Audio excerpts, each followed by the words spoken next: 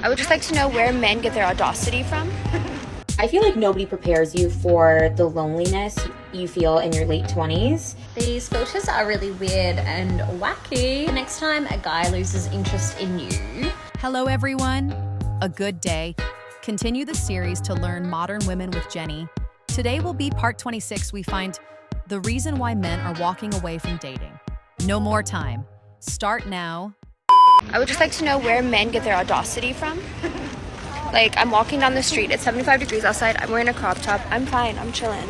The audacity that this guy has, he walks up to me and he goes, "Aren't you cold?"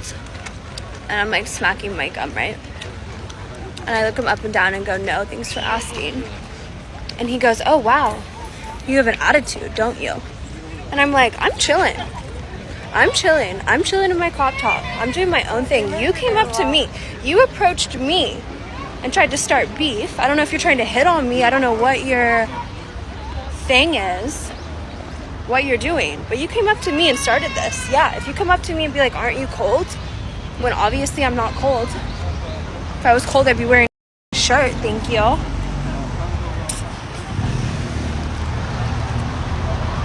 I can't.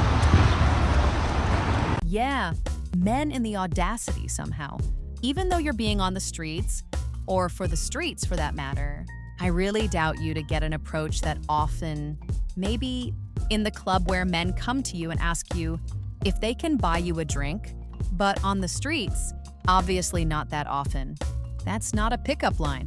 And I know with social media growing, we no longer know how to socialize face to face, but no men will approach you on the streets asking you if you're cold. Men with their audacity, or you with your audacity lying to your viewers like that. These filters are really weird and wacky. Next time a guy loses interest in you, try saying the following when they ultimately come back. "Your lack of interest in me and your consistency overall is really unattractive to me." Watch them go wild. And if they don't come back, all that's left is you and your filters. This is one more reason for me to ask, what's wrong with people today? How many watching her are gonna learn that line by heart, and they're gonna live in the past, waiting for whoever left to come back? A thought process of all the men I've known in the last 11 years.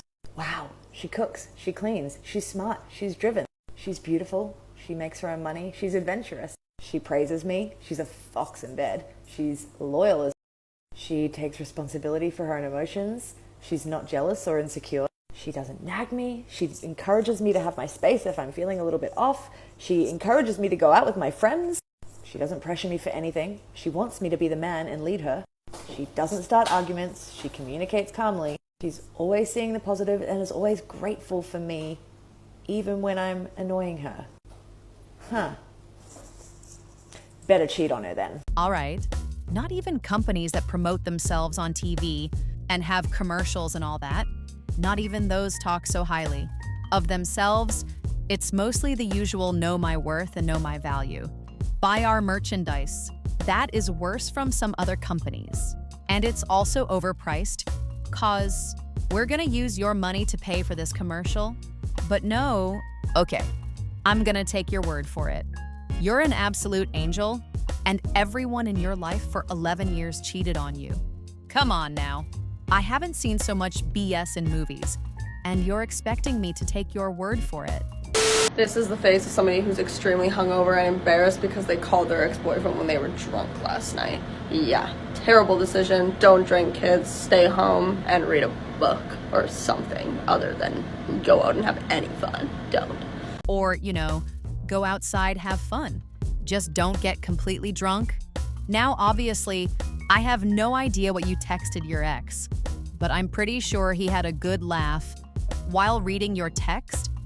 I know you've seen my message because it would have been on your home screen, and when you turned your alarm off when you got off for work this morning at 6 o'clock, you would have seen it, but it's 10:46 now, so what's going on? Is your phone broken? No, my phone is fine. Ignoring you was a choice. I think your lips might be broken though. Did you have those fixed with a doctor or a mechanic? That pretty much looks like what a wrench in a face will do. You do know too much is a thing, right? Okay, so here's a scenario. Let's say that you see her in a club or a bar and you want to approach her. But what's putting you off from approaching her is the fear that she's going to reject you. Here's the thing, you don't even know this girl. This is just a random girl that you've seen in a club. So whether she chooses to reject you or not doesn't really matter. You're doing your job as a man to be able to say to her, I like what I see. What she says back to you is irrelevant. No, but how is her rejecting me irrelevant? Obviously, you've never been rejected in your entire life. Because if you were rejected at least once, you would know what it feels like. And somehow men keep putting themselves out there and keep getting rejected. Yesterday, a man knocked on my door and was like, I'm here to read your gas meter. And I was like, oh, nobody's called and let me know that was going to happen. And he wasn't from British Gas and he wasn't from my energy company. So I was like, oh, can you come back at another time? And he was like, on your head be it. And then like marched off really angrily. And I'm like, yeah, on my head be it. I would rather have a head than let a crazed man in my house, as I've seen how those Netflix documentaries work. Turns out he was actually here to read the gas meter. So what you're saying is, you let Netflix dictate your life? And here, I am wondering what's wrong with people today. I guess next time he comes in, ask Netflix if it's okay for you to say hello or not.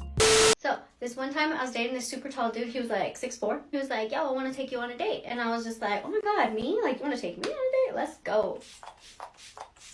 Wait, does this go before or after? Anyways, he tells me he wants to take me to Texas Roadhouse. And you know, Texas Roadhouse, the bread, the butter. Now, I am only 4'10". This is before I had like all my tattoos and stuff. This is my first like dinner date. My nerves are like already racing.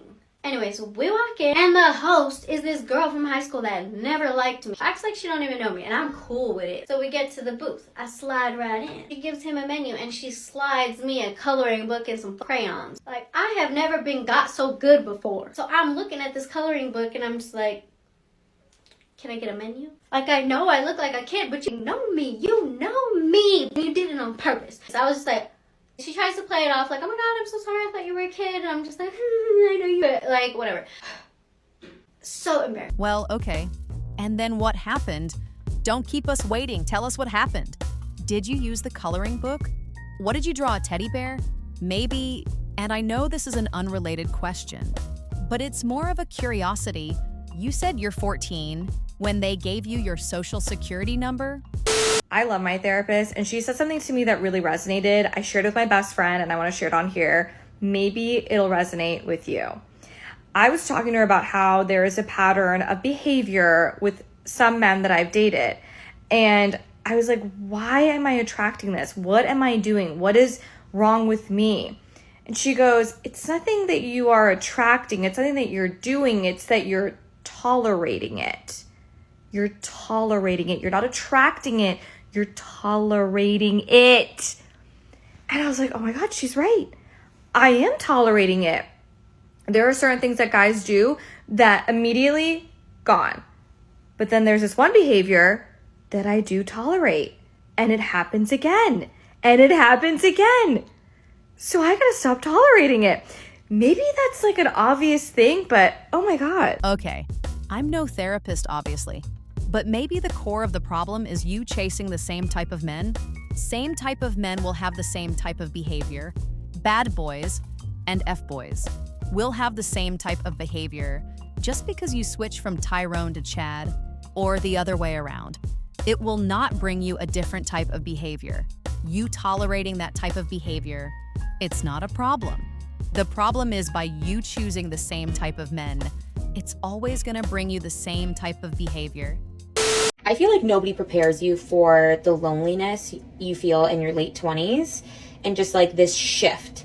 So basically, I stay in almost every weekend, and my life is very busy because of my job. I'm traveling a lot, and I'll go out like for events and do things like that. But for the most part, I stay in like every weekend, and it makes me feel like such a loser and so lonely. And most of my friends live with their boyfriends, or other people I see online have these big groups of friends that they do stuff every weekend, and I never really have plans. Like, I've stayed in all day, just watching the challenge, and I've been going on walks with my dog, and it's a beautiful day outside, and I literally have nothing to do.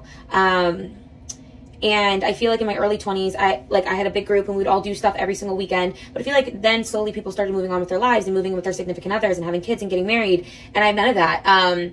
So I'm kind of just here feeling lonely and kind of ashamed of that. And I feel like on the internet, my life looks like so cool. Like, maybe it doesn't, but like that, like you being an influencer, you get to do all this cool stuff and it's so amazing and so cool. But then sometimes I'm like, okay, well, outside of like that world, like I don't really have much to come home to. And that makes me sad, but maybe other people are feeling like this. And yeah. Well, no one prepares you for the loneliness you feel in your late 20s, because that's for you to discover. Everyone's different and it's case-by-case scenario. You can just look at your friends, the one that are moving in with their boyfriends, the one that are getting married, and see the difference between your life choices and their life choices. I'm not saying you made the wrong choices. All I'm saying that usually in most cases, when you're just career-oriented, you're gonna have to make some sacrifices. And those usually comes with the lack of relationships. Take a look around you, take a look at those career-oriented people, and you'll realize that most of them are single. Right now, the loneliness you feel is because of your life choices, and if you choose to follow only your career from this point, that feeling of loneliness is only gonna increase. If a guy has ghosted you, say this. Thank you so much for the invite, but unfortunately, your inconsistency and lack of consistent communication is a huge turnoff to me. I wish you the best. I've tried it, I've done it, it gets them real upset, but at the end of the day, you know what it does? It reaffirms to you that you hold the power, that you are the one that is making the decisions here. You don't need those breadcrumbs, girl. You do not need that from somebody who couldn't even stick around. Well, at least this one got it right. His inconsistency was the problem. But he ghosted you, that means he's not gonna come back. You don't need this from someone who didn't stick around. Well, he chose to not stick around. He's long gone, so move on with your life. Forget about some line you're supposed to say. If he comes back, he's not gonna come back. Stop living in the past. And if you really want to work on yourself and better yourself, don't go on TikTok looking for advices. Go to your friends or family. No, my boyfriend does not get mad at me for anything I wear, and the reason behind that is he's not a little bit. Yeah, all right. That's one reason. And the second reason is you don't have a boyfriend. So just wait until you get one and come back to us when you do. I'm this close. In fact, you know what? No, from this moment on, I'ma just start banging men in their face. I'ma just start banging men in their face. Any unwanted, unsolicited, anything from a man, boop, boop, boop. Yeah, well, you do what you have to do. I was strongly advised against that. But at least if you have to do that, stick with boys, not men. This right here is the best example. Is why fathers are needed in their kids' life. You need, while growing up, someone that can teach you some common sense, some responsibilities, and someone to teach you what your mom failed. And that is that for every action, there's an equal and opposite reaction. You look like you're 30 kilos soaking wet. I remember I used to carry gear that was heavier than you. The men you're talking about punching in their faces might feel like a mosquito sting, but the opposite reaction might be that